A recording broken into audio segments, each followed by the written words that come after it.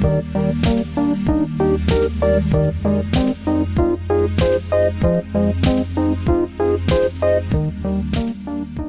everybody, and welcome to Maintenance Phase, the podcast where we have the meats.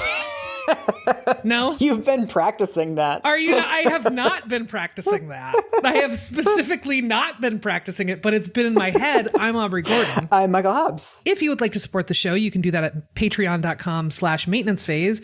And today, Michael Hobbs, I'm very nervous about what comes next in our two-parter about Jordan Peterson. The thrilling conclusion. We did a lot of build-up last time. I know, that's the thing. I've set your expectations too high. And now we're just going to fizzle out like a long-running TV show. Prepare to be disappointed. So tell us where we are. What do we know about this Jordan Peterson guy so far?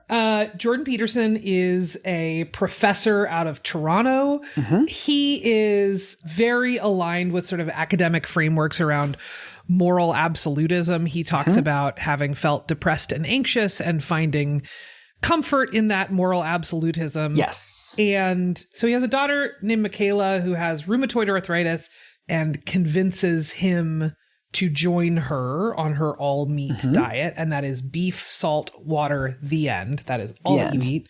Mm-hmm. And Jordan Peterson has gone on Joe Rogan's show to spread the good word. What do we know about Mr. Peterson politically? What are his beliefs?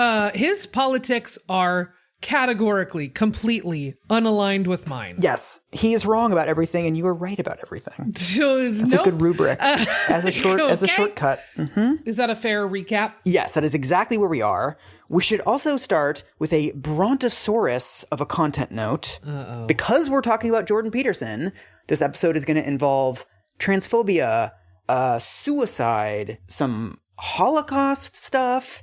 It's impossible to talk about this man without getting into really rough territory really quickly. Yeah. So we left you with a little cliffhanger about a reaction that he has to food. We are going to start with a clip of Mr. Peterson describing that reaction. A little background. In early 2016, his daughter talks him into doing this pretty restrictive diet that is just basically beef and chicken and greens. So he mentioned in the last episode, it was like cucumbers and broccoli and maybe some spinach or something. But he's already down to 5 foods. Whoa. And Jordan Peterson has been taking antidepressants, SSRIs, for most of his adult life. In 2016, he stops taking them because the diet that he's already on is working such miracles. It will later work more miracles when he switches to only beef, but he's already seeing very positive developments from this very restrictive diet that he's on.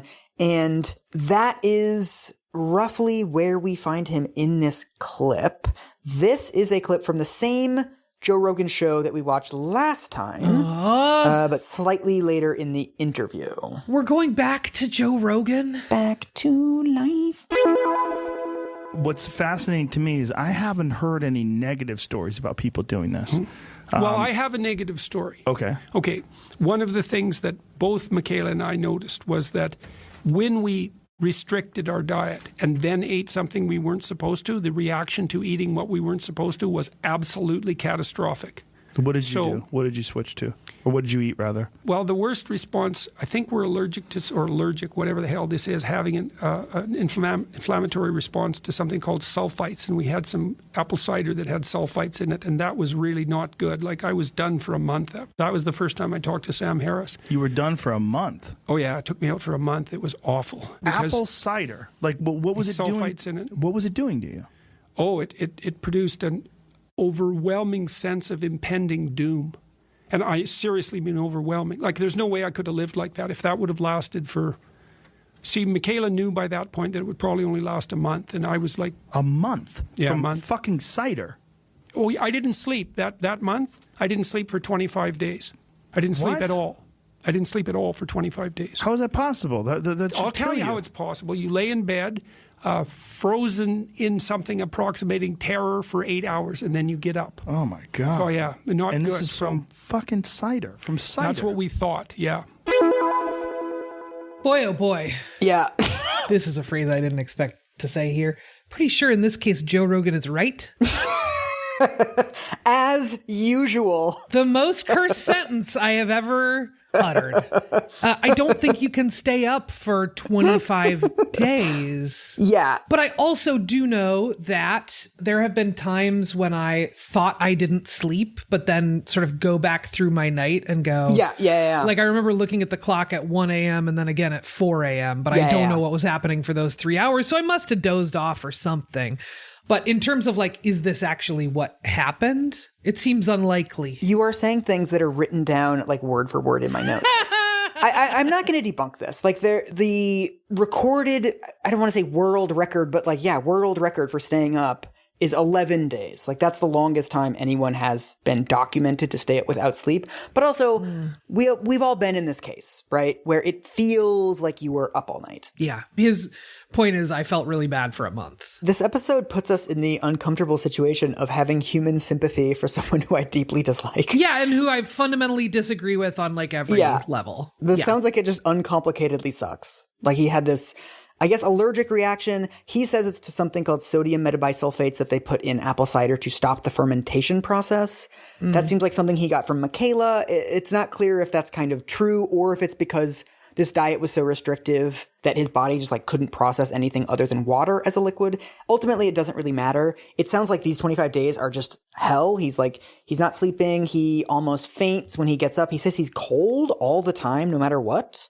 So he goes to the doctor and the doctor puts him on clonazepam, which is known as Klonopin. Yeah, also. I used to have a prescription for that stuff. Oh, wait, really? Yeah. Oh, this is very relevant to this episode. I mean, it's benzos. It's benzos. I know. They work really well. I have a different thing now to replace my Klonopin. Oh, okay. Most of the healthcare providers that I have seen since I was regularly on Klonopin have been like, oh yeah, we don't do that anymore because that's extremely addictive. And we should like super not be prescribing those to people. Aubrey, spoilers. Spoilers. Oh, Stop did I spoiling. just... Oh, Stop spoiling the episode. Oh, fuck. You're doing it Mike. again. Oh, am I fired now? I usually fire you. So, yeah, I mean, what do you know about Klonopin? Like, what do you know about benzodiazepines? Okay, so more than usual. So Klonopin is part of a drug class called benzodiazepines. It's in there with drugs like Ativan and Xanax. They all have different acting times. I think sometimes people say panic attack and they mean like episodes of high anxiety. I was having like the kinds of panic attacks where it's like you think you're having a heart attack, so you call an ambulance. Oh my God. So that's Holy what shit. I took them for, was like, they're like, okay, when you feel yourself heading into that territory, take one of these and you won't have to do all that. Oh, so you were taking them regularly. You were taking them like acutely. Like when you felt something coming on, you would take one. Yeah, totally. Oh, Totally. interesting. Okay. So Okay. like that's the basic thing, is that it's designed to pull the ripcord on all of your sort of physiological fight or flight responses. So Yes. it's designed to like stop a racing heart. It's designed to manage all of these physiological symptoms that get triggered when you're in a state of extremely high or acute anxiety. One of the descriptions I came across said that it slows down the messages between the brain and the body. Huh. It works on something called the GABA receptors, which stands for something, but I don't know what it is. That is like how stimulated your nervous system is. Just kind of takes the foot off the gas. And it works very similar to alcohol, actually. Another piece of foreshadowing. Uh-oh. It just kind of makes you calmer on every level. A Valium is another benzodiazepine. Yep. So Jordan Peterson is a licensed psychologist, right? He's not a psychiatrist. He didn't go to medical school, but like he's a medical provider, right? And his doctor puts him on a daily Klonopin, and he like doesn't really think about it. He's just like, I had this crazy allergic reaction. Then my doctor gave me this thing so that I'm not anxious. And like, it worked really well. I'm sleeping better. All my symptoms, whatever this allergic reaction was, that's all gone. And like, whatever. He just kind of moves on. This is the time when he's getting very famous. We talked last episode about he basically has very standard conservative beliefs. In 2016, 2017, when all this begins, he's known as somebody he's got this weird kooky book, this academic, unreadable mess. Then he becomes a public figure on this political correctness stuff is out of control. Then he puts out basically like a self-help book. It's called 12 Rules for Life. And it's like, we didn't really go into it in any great detail because it's just like extremely standard sub Rachel Hollis, like you put your shoulders back, stand up straight, like bootstraps. It's just like very standard self-help stuff. Right. I mean, standard self-help stuff, but delivered by a moral absolutist. Exactly. I would venture a guess that it's like even more like shitty and dismissive than usual self-help books. Yeah. The line that I still cannot get out of my head is he's referring to an old childhood friend who's staying with him and is like struggling with depression and alcohol. And I think he's going through a divorce. And he refers to his friend as having the smell of the unemployable. Holy fuck. What? And then his friend kills himself. What? It's like supposed to be this like touching story. And it's just like, oh, this is how you talk about your friend who died? Wait, why is it a touching story to tell about your friend's death by suicide? Well, it's supposed to be like we reconnected as people and I understood him and blah, blah, blah. And then he like links it to climate change. We don't have time. Aubrey, we don't have time. We don't have time. There's too much even in a two-parter. I struggled with like how to cover that book because I read the whole fucking thing and like we really didn't talk about it last episode. But it's like, it's just pretty standard right-wing stuff and pretty standard self-help stuff. Yeah. Ultimately, it's like we can hammer it and like belabor it into the ground. But like it's ultimately just not that interesting. Even though people keep trying to make it interesting, I just kept reading through it like, nope, nothing new, nothing unique here really. Just normal, like Rachel Hollis, but without any of like the writing talent or the likability. But then as he becomes more famous, two things start to happen.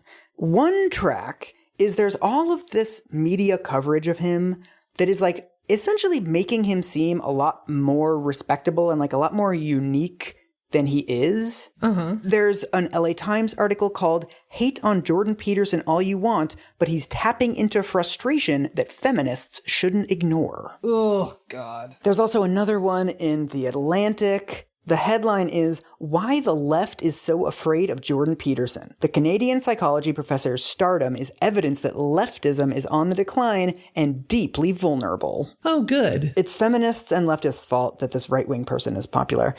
And I think this is very telling. So in this Atlantic article, it says, "There are plenty of reasons for individual readers to dislike Jordan Peterson. There are many legitimate reasons to disagree with him on a number of subjects, and many people of goodwill do. But there is no coherent reason for the left's obliterating and irrational hatred of Jordan Peterson." Oh, I'm tired. So I know. So this is like very typical of the media coverage at the time. It's like, what's everybody so worked up about? Like, this guy's just telling the truth. Like, what were the critiques that folks are responding to at this point? Well, this is the other track that is happening, is that as he becomes more of a public figure, right? He's doing interviews, he's on TV, he's tweeting, he's writing blog posts.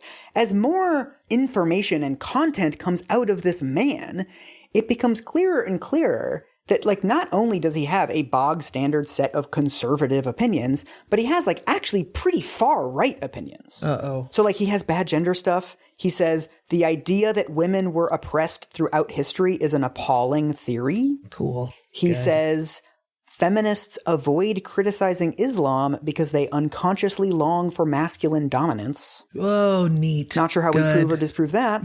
My longing for masculine dominance is very suppressed at this point. That's the first thing I say about you. When people are like, who's this co-host of yours? I'm like, her longing for masculine dominance. She actually has very pretty high longing. Yeah.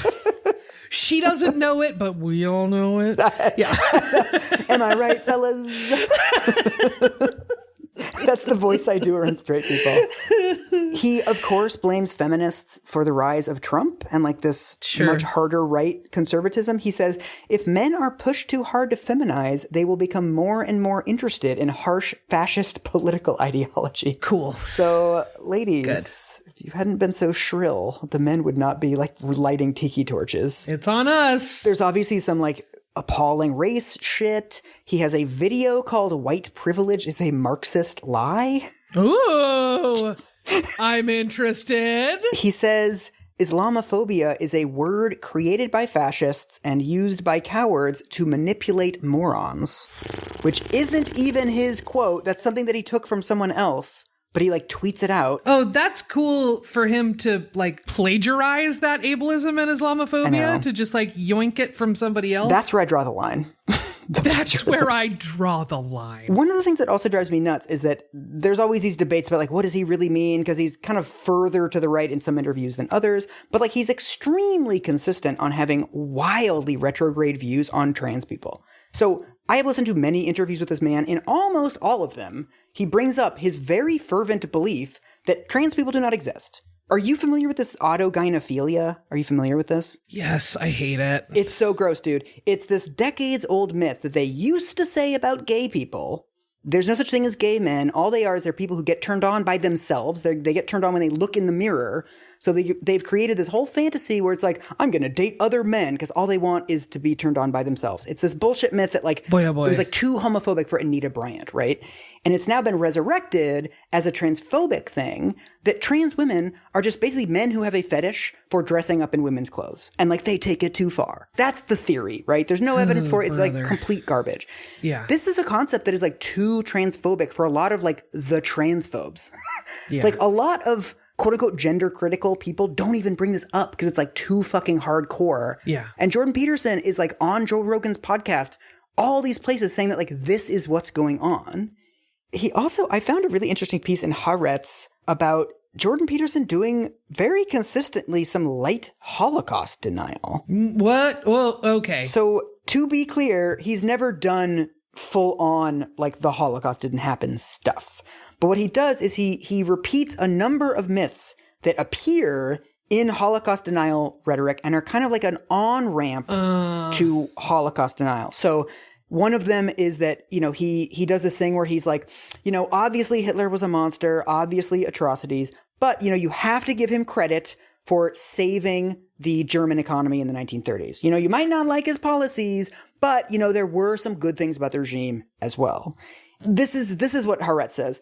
The economic wonder of Nazi Germany is a Nazi propaganda myth. Economic problems were rife already by late 1934. This is a year after Hitler came to power, and only got worse from there. Hitler's many aggressive foreign policy actions and his accelerating persecution of the Jews during the second half of the 1930s were partly intended as distractions from the poor economy.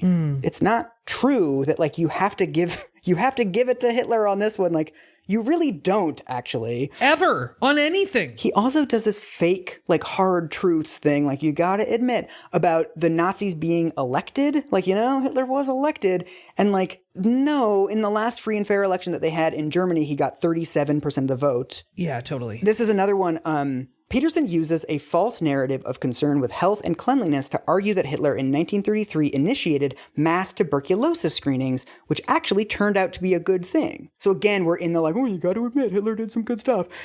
It says, but no such massive screenings for the benefit of public health occurred. The Nazis considered tuberculosis a sign of racial inferiority and often referred to Jews as racial TB infecting the body politic. Holy motherfucking shit. I know. Screenings were not a good thing, but were used to identify people deemed unworthy of life. Tuberculosis was effectively used as a biological weapon in the ghettos and concentration camps during the war. Holy fuck. Again, it's like he's never really leaned into, like, where this stuff goes, but these are the kinds of arguments that get people curious about this stuff, right? And get people in this frame of, like, well, maybe the mainstream media isn't telling the full story about the Nazis, right? It's like, you gotta be really careful with this shit. And it also plays into this, like, bizarre fantasy that he would have to be bad at everything in every moment, right, for him right. to be considered a bad leader. Right. Like, the implication here is that, like, committing genocide is not enough to be considered a bad leader. Right. This feels like a bananas thing to be saying.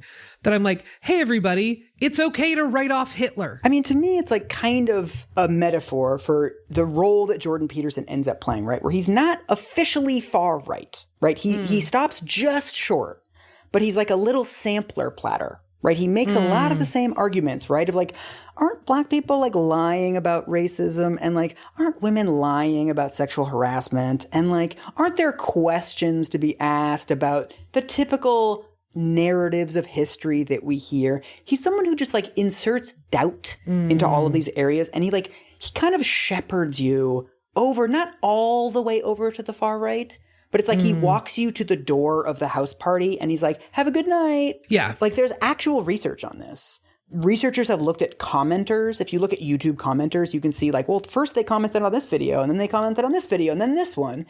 And 40% of the people who comment on like super far right, like white nationalist videos on YouTube began in this intellectual dark web that like Jordan Peterson is personifying.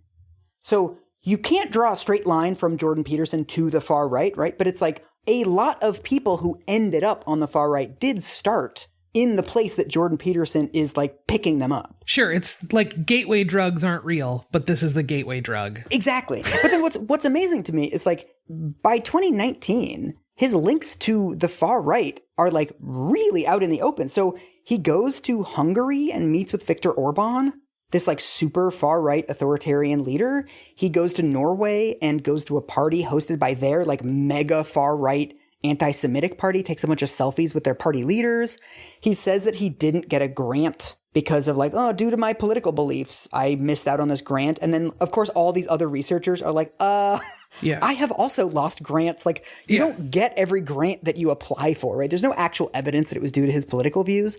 And then a far-right website called The Rebel sets up a GoFundMe essentially for him, and then he ends up earning more than $100,000. And he was going to get $200,000 from the grant. And then this is the most bananas one. He does a video called The IQ Problem. Oh, no. I will let you speculate in your mind as to what the contents are. Have you ever heard of Stefan Molyneux? No. He's like a full-on white nationalist. I was going to read you some quotes to like show you just how bad this guy was. But all I will tell you is that he has been permanently banned from YouTube, Twitter, MailChimp, SoundCloud, and PayPal. What does it take to get banned from MailChimp? Michael, How boy, oh fucking boy. racist. You're going to be like, he got banned from Safeway. He got banned from the post office. This guy is too racist for fucking PayPal. And Jordan Peterson is doing videos with him. Boy, oh boy. So looking back, I remain really mystified and frustrated by the fact that these two tracks existed simultaneously. That on one hand, you have pretty mainstream media sources who are constantly expressing bewilderment that liberals are mad at Jordan Peterson. There's literally another Atlantic article called "Why Can't People Hear What Jordan Peterson is Saying?" And it's like, why can't you? Yeah. He's making very straightforward appeals to far-right people. He's being openly embraced by the far-right.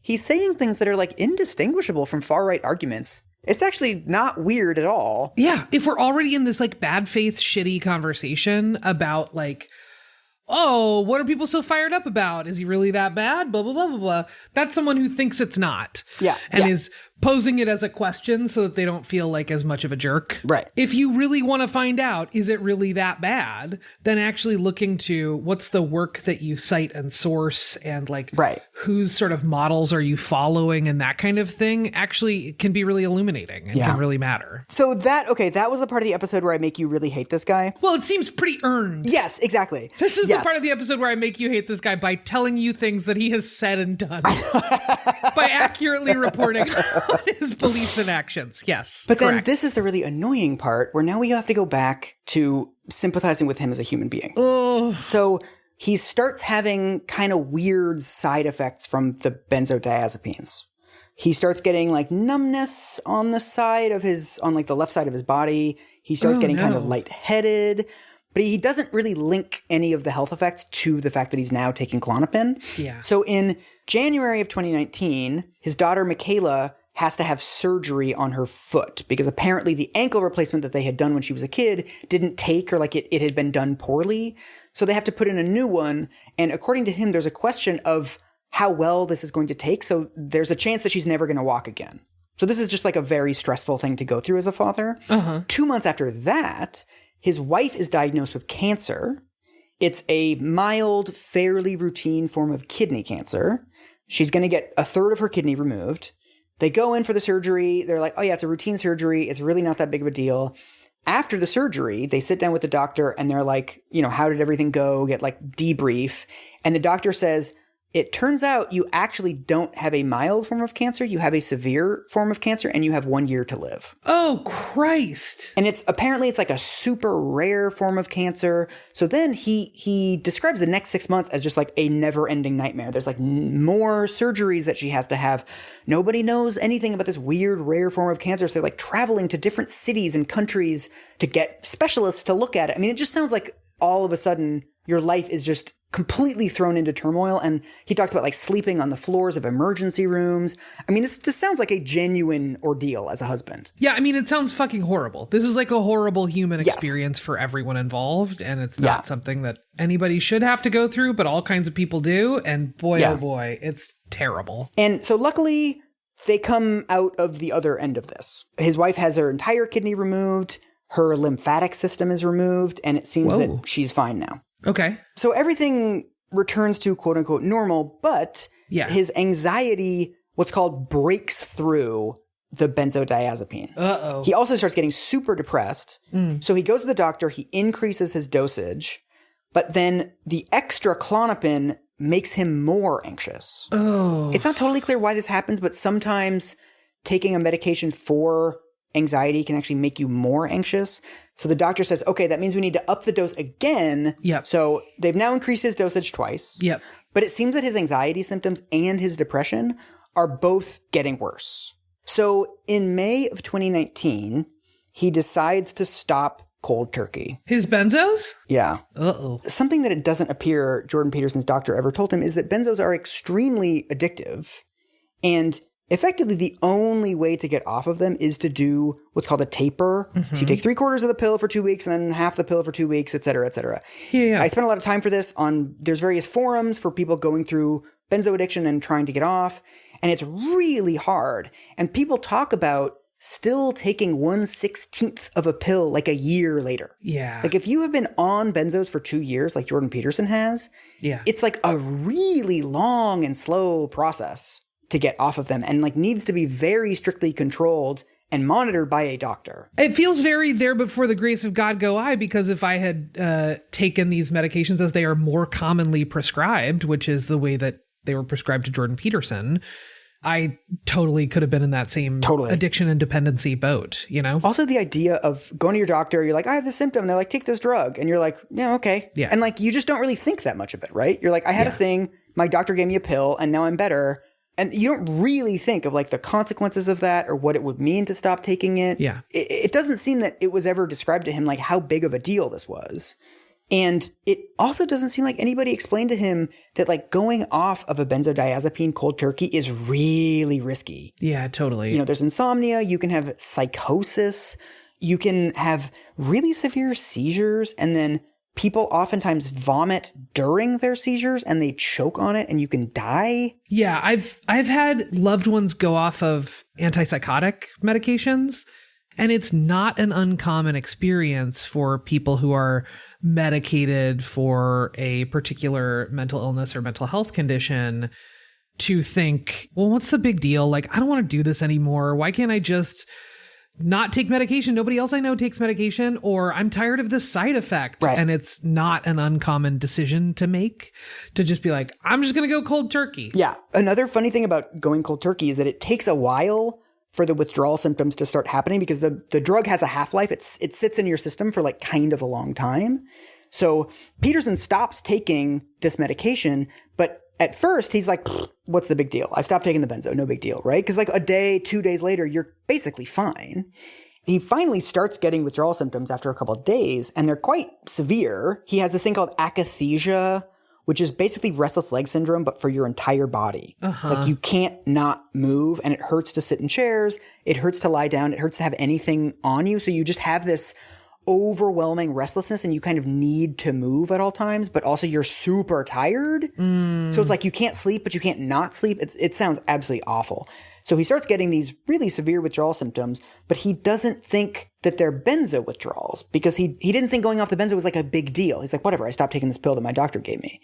So he thinks all of these symptoms are due to his depression, not due to getting off of the benzo. So he starts taking ketamine, which is this experimental drug that they're using for treatment-resistant depression. So if you've kind of tried everything for depression, it seems like ketamine treatment can kind of break through. Sure, it's the same set of sort of experimental treatments that's been happening with psilocybin, which is mushrooms, and LSD, microdosing, all that kind of stuff. Yeah, there's this whole sort of world of psychedelics in particular for treatment of like PTSD, depression, all kinds of stuff. All of this stuff actually seems relatively promising to me, but also this isn't what Jordan Peterson has. He doesn't have treatment-resistant depression, right? He has benzodiazepine withdrawals. So he does the ketamine. He says it's like the worst 90 minutes of his life. He waits a couple days. He does it again. He says it's awful again. There's been a couple of like Monday morning quarterback doctors and journalists that have looked into this and kind of like, what happened to this guy, right? Because it's like all of this is very weird. He's very famous. He's a psychologist. And this is when he basically falls off the radar. Like he isn't seen in public. Yeah. And what doctors say when journalists contact them, and they're not commenting on his case specifically, but in general, they're like, something really went wrong here. In the space of 3 months, Jordan Peterson had 2 increases in the dosage of his benzodiazepine, then stopped taking it cold turkey, then got 2 ketamine treatments. And according to Peterson, this was all like under some sort of medical supervision. Like it's not clear what that supervision was, but it's like no one at any point like told him what was actually going on. There really is like some sort of system breakdown here. Right. This is a series of things that on their own, each of these moves calls for some like somebody who knows more than just the person using the drug, right? Like someone who's dealt with more than one person. Yeah. Giving you a heads up about like, okay, here's what comes next. And that seems like really important information to have as you're making a series of health decisions for yourself, especially when I'm guessing that a lot of healthcare providers would say that's a really risky decision to make. Please don't do it. I mean, one of the things I can't get over about the story is it's like a random family friend who's like, hey, Jordan, I think you're going through benzodiazepine withdrawal. This sounds like very textbook benzo withdrawal to me. And so Peterson starts taking his benzodiazepine again. But are you aware of something called the kindling effect? No. Tell me about the kindling effect. It's a very well-known thing, apparently, for people who've gone through these kinds of withdrawals. If you go cold turkey off of a medication, oftentimes if you start taking it again, the symptoms of the withdrawal don't actually go away. Yeah. These GABA receptors in your brain, it's like it's like running your car engine without oil. Yeah. It's grinding. There's smoke coming out. It's awful. And like if you do that for long enough, you can't just like pour oil in your engine and then be like, oh, it's fixed now, right? Right. You're going to have to replace a bunch of other stuff. You're going to have to do some deeper work if we're going with the car metaphor, right? And the withdrawals are going to be harder next time. This is something that the more times you go through this, the harder it gets, apparently. I think this is kind of like dieting, to be honest. This is so rough. Yeah, it's rough. Yeah. So he starts taking his benzos again, but he's also like sleeping an extra 4 hours a night. And he still has anxiety and he kind of still has benzo withdrawal symptoms, even though he's taking benzos. So sometime in the fall of 2019, he checks himself into a detox clinic for benzodiazepine withdrawal. And it doesn't work. They're tapering him down, but this is something that happens. Like a lot of people continue to have withdrawal symptoms even as they're taking benzodiazepines. One thing that they do is they often switch you to a different benzodiazepine, which is less addictive. So sometimes they'll switch you to like, I think Valium or Xanax. And then you can taper off of that easier. So he says that by the time he gets out, he's taking more drugs than he was when he went in. He like really objects to this. And in November of 2019, he goes back to Toronto where he checks into another rehab facility. That one doesn't work.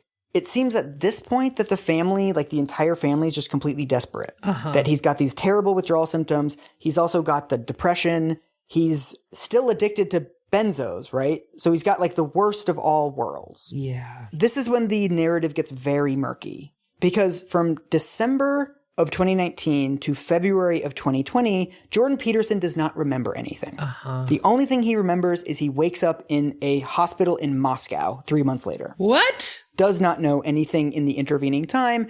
All we have is the account of his daughter. Her husband at the time is Russian. So it's not like totally random that they end up in Russia. It's still not clear how they ended up at this particular clinic in Russia. The only thing that Michaela Peterson has said about her thinking process at this time is she says he almost died from what the medical system did to him in the West. The doctors in Russia aren't influenced by the pharmaceutical companies, don't believe in treating symptoms caused by medications by adding more medications, and have the guts to medically detox someone from benzodiazepines. Her narrative has always been that, like, Western medicine couldn't fix it. And, like, they refused to get him off the benzodiazepines.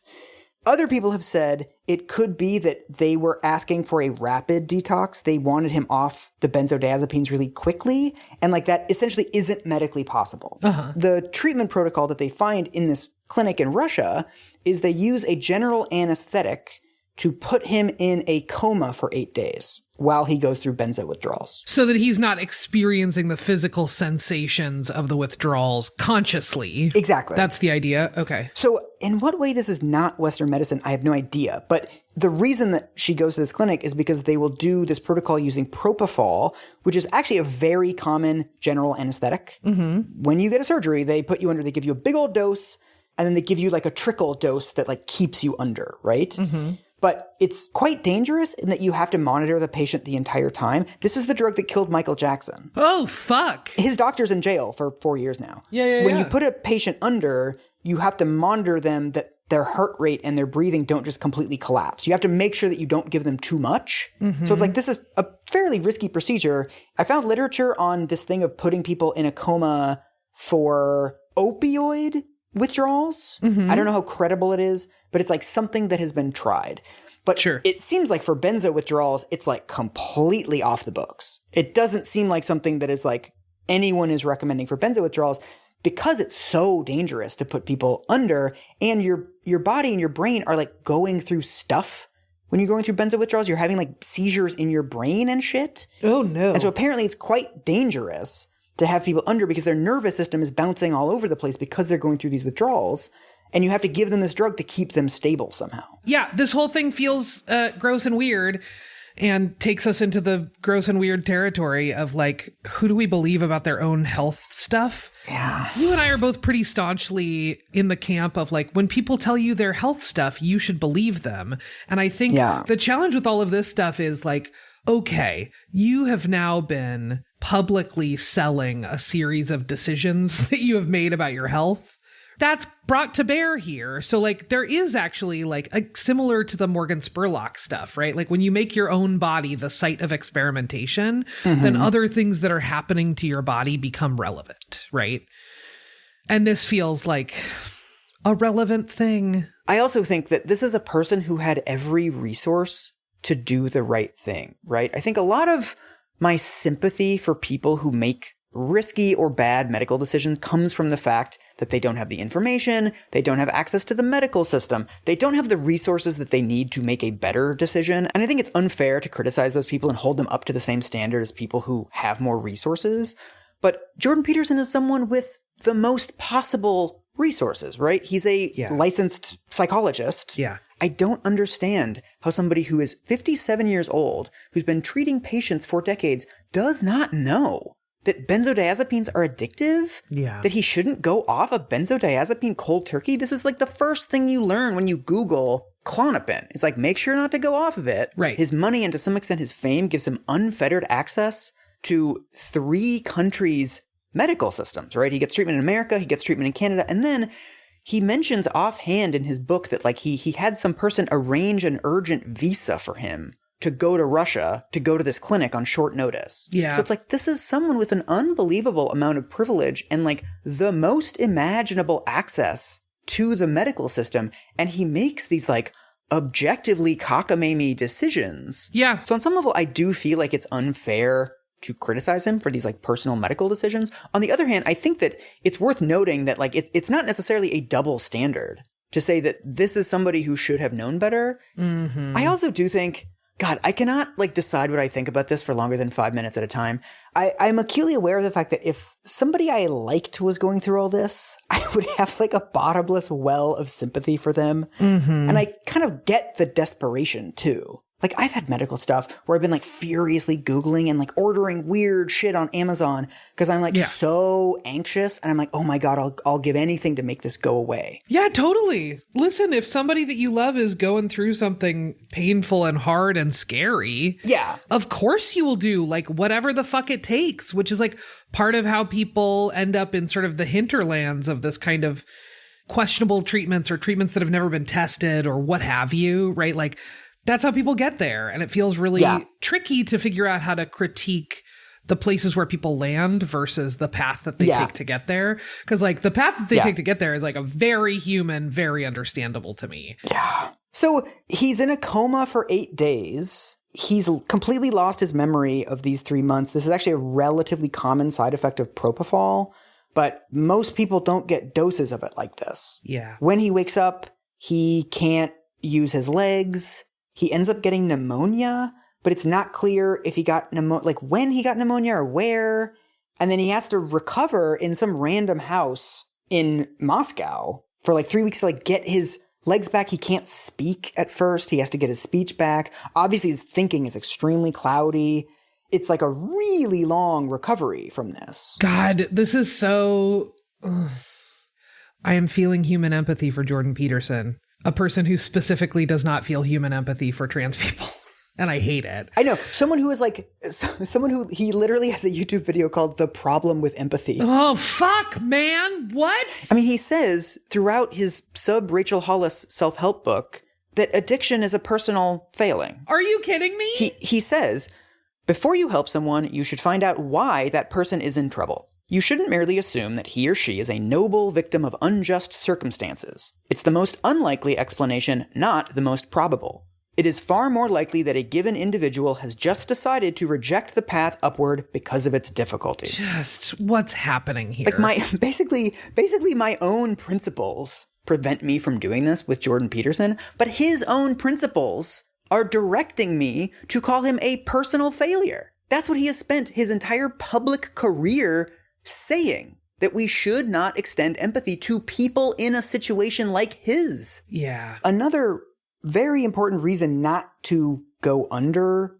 is that it doesn't work. Oh, Lordy. So after he's in Moscow for a couple weeks, they fly to Florida to like recover fully, right? Like warm weather, it's nice. Like, let's get you away from everything.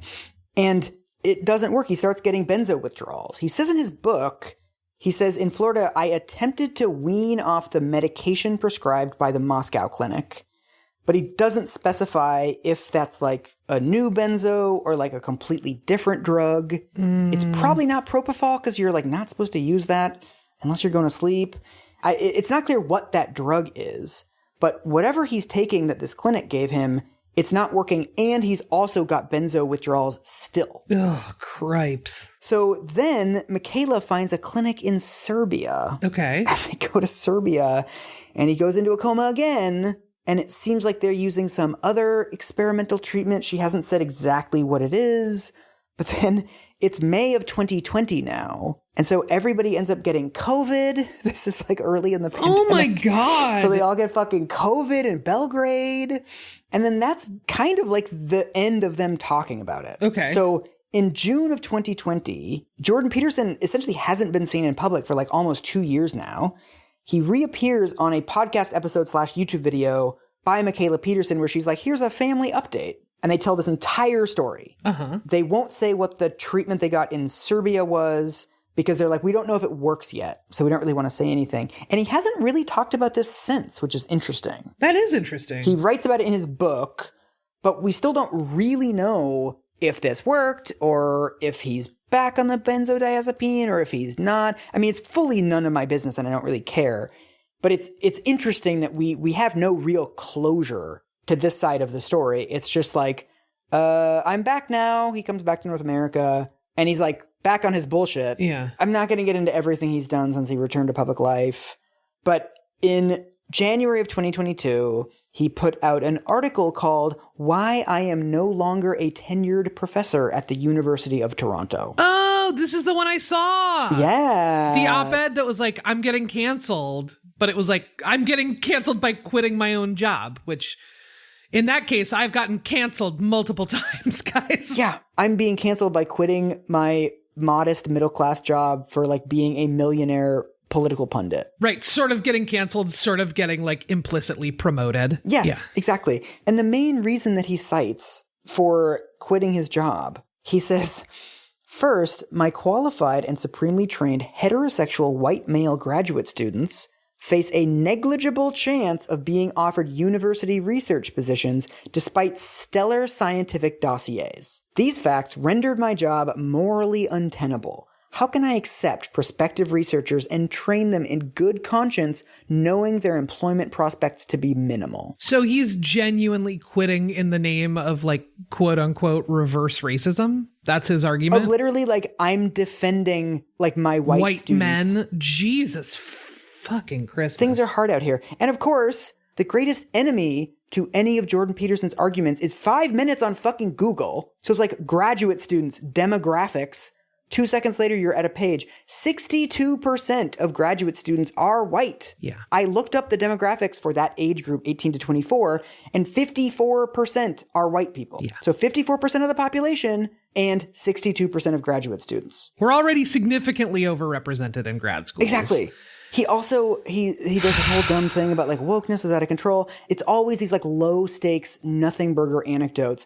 He's like, you can tell wokeness is so out of control. Diversity's gone mad because, this is a quote, CBS has literally mandated that every writer's room be at least 40% non-white in 2021.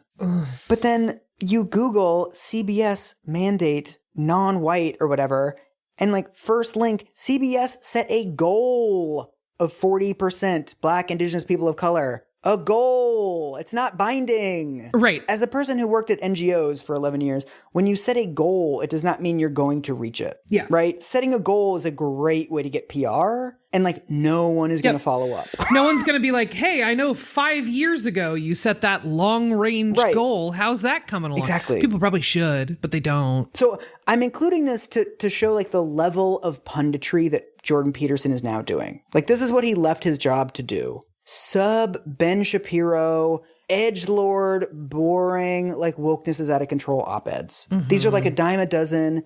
Why I'm quitting my job. It quotes Vladimir Putin at length.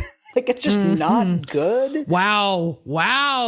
Choices were made, sir. He's selling victimhood to white people. Yeah. He's selling victimhood to people who already have a lot of societal power and are in no danger of losing it. Yes. Which is why he keeps resorting to this like chaos dragon myths from 1,000 years ago nonsense. Because if you actually have to substantiate any of the threats that you're warning your audience about, it's like, yeah, CBS set a goal. It feels the whole thing feels so disingenuous and so shitty and so whatever. Yeah. Like it's a mixture of, I've never experienced actual oppression in my life, nor have I been close to someone who has.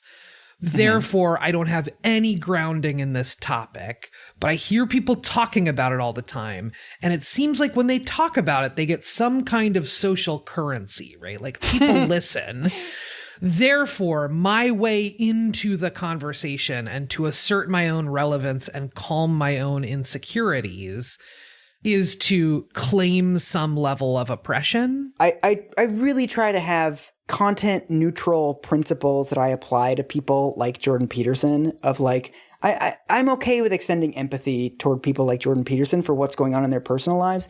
And it's always amazing to me that they go through these huge, potentially life-changing medical crises, and it produces no empathy whatsoever. It seems to produce no genuine self-reflection. It's like he's now peddling the same bootstraps, like wokeness, whatever stuff that he was doing before. Yeah. He also puts out another self-help book within like a year of all this happening. Oh, Lord. And it's like, really, dude? Like you're still a self-help guru after making, I think, pretty incontrovertibly bad decisions.